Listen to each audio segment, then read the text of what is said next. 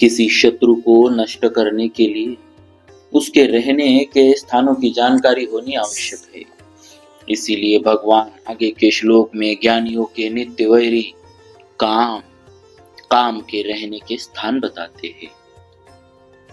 भगवान कहते हैं, इंद्रियाणि मनो बुद्धिरस्याधिष्ठानमुच्यते एते विमोहयत्येष ज्ञानमावृत्य देहिनम्। भोगों का सुख संयोगजन्य और समाधि का सुख वियोगजन्य है। संयोगजन्य सुख लेने से पतन हो जाता है और वियोगजन्य सुख लेने से साधक अटक जाता है। परमात्मा प्राप्ति के मार्ग में सात्विक सुख की आसक्ति अटकाती है और राजस तामस सुख की आसक्ति पतन करती है। इंद्रियाणि मनो बुद्धिरस्याधिष्ठानि मुच्यते। काम 5 स्थानों में दिखता है।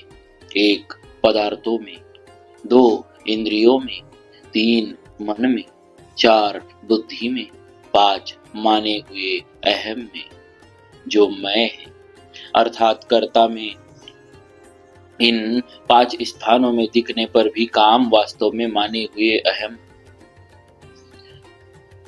चिड्डज ग्रंथि में रहता है, परंतु उपर्युक्त 5 स्थानों में दिखाई देने के कारण ही वे इस काम को वास स्थान कहे जाते हैं। समस्त क्रियाएं शरीर, इंद्रियों, मन और बुद्धि से ही होती है। ये चारों कर्म करने के साधन है। यदि इनमें काम रहता है तो वह परमार्थिक कर्म नहीं होने देता। इसीलिए कर्मयोगी निष्काम, निर्मम और अनासक्त होकर शरीर, इंद्रियों, मन और बुद्धि के द्वारा अंतःकरण की शुद्धि के लिए कर्म करता है। वास्तव में काम अहम में ही रहता है। अहम अर्थात मैंपन केवल माना हुआ है। मैं अमुक वर्ण, आश्रम, संप्रदाय वाला, यह केवल मान्यता है। मान्यता के सिवा इसका दूसरा कोई प्रमाण नहीं। इस माने हुए संबंध में ही कामना रहती है। कामना से ही सब पाप होते हैं। पाप तो फल भुगता कर नष्ट हो जाते हैं, पर अहम से कामना दूर हुए बिना नए नए पाप होते रहते हैं। इसीलिए कामना ही जीव को बांधने वाली है। महाभारत में कहा है, काम बंधन में वैकम नान्यदस्तीह बंधनम, काम बंधन मुक्तो ही ब्रह्म भूयाय कल्पते। शांति पर्व 251-7। जगत में कामना ही एकमात्र बंधन है, दूसरा कोई बंधन नहीं। जो कामना के बंधन से छूट जाता है वह ब्रह्म भाव प्राप्त करने में समर्थ हो जाता है। कामना के कारण मनुष्य को जो करना चाहिए वह नहीं करता और जो नहीं करना चाहिए वह कर बैठता है। इस प्रकार कामना देहाभिमानी पुरुष को मोहित कर देती है। दूसरे अध्याय में भगवान ने कहा है कि कामना से क्रोध उत्पन्न होता है। कामात् क्रोधो विजायते, और क्रोध से सम्मोह अत्यंत मूढ़ भाव उत्पन्न होता है। क्रोधात् भवति सम्मोह। इससे यह समझना चाहिए कि कामना में बाधा पहुंचने पर तो क्रोध उत्पन्न होता है, पर यदि कामना में बाधा न पहुंचे तो कामना से लोभ और लोभ से सम्मोह उत्पन्न होता है। तात्पर्य यह है कि कामना से पदार्थ न मिले तो क्रोध उत्पन्न होता है और पदार्थ मिले तो लोभ उत्पन्न होता है। उनसे फिर मोह उत्पन्न होता है।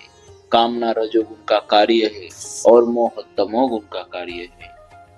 रजोगुण और तमोगुण पास पास रहते हैं, अतः काम, क्रोध, लोभ और मोह पास पास ही रहते हैं। काम इंद्रियों, मन और बुद्धि के द्वारा देहाभिमानी पुरुष को मोहित, बेहोश कर देता है। इस प्रकार काम रजोगुण का कार्य होते हुए भी तमोगुण का कार्य मोह हो जाता है। कामना उत्पन्न होने पर मनुष्य पहले इंद्रियों से भोग भोगने की कामना करता है। पहले तो भोग पदार्थ मिलते नहीं और मिल भी जाए तो टिकते नहीं। इसीलिए उन्हें किसी तरह प्राप्त करने के लिए वह मन में तरह तरह की कामनाएं करता है। बुद्धि में उन्हें प्राप्त करने के लिए तरह तरह के उपाय सोचता है। इस प्रकार कामना पहले इंद्रियों को संयोगजन्य सुख के प्रलोभन में लगाती है, फिर इंद्रिया मन को अपनी ओर खींचती है, और उसके बाद इंद्रिया और मन मिलकर बुद्धि को भी अपनी ओर खींच लेते हैं। इस तरह काम देहाभिमानी के ज्ञान को ढककर इंद्रियों, मन और बुद्धि के द्वारा उसे मोहित कर देता है तथा उसे पतन के गड्ढे में डाल देता है। यह सिद्धांत है कि नौकर अच्छा हो पर मालिक तिरस्कार पूर्वक उसे निकाल दे तो फिर उसे अच्छा नौकर नहीं मिलेगा। ऐसे ही मालिक अच्छा हो पर नौकर उसका तिरस्कार कर दे तो फिर उसे अच्छा मालिक नहीं मिलेगा। इसी प्रकार मनुष्य परमात्मा प्राप्ति के लिए बिना शरीर को इसी प्रकार मनुष्य परमात्मा प्राप्ति किए बिना शरीर को सांसारिक भोग और संग्रह में ही खो देता है तो फिर उसे मनुष्य शरीर नहीं मिलेगा। अच्छी वस्तु का तिरस्कार होता है अंतःकरण अशुद्ध होने से, और अंतःकरण अशुद्ध होता है कामना से। इसीलिए सबसे पहले कामना का नाश करना चाहिए। देहिनम विमोहयति पदों का तात्पर्य यह है कि यह काम देहाभिमानी पुरुष को ही मोहित करता है। शरीर को मैं और मेरा मानने वाला ही देहाभिमानी होता है। भगवान ने अपने उपदेश के आरंभ में ही देह, शरीर और देही, शरीर आत्मा का विवेचन किया है। देह और देही दोनों अलग अलग है, यह सबका अनुभव है। यह काम ज्ञान को ढककर देहाभिमानी देह से अपना संबंध मानने वाले को बांधता है।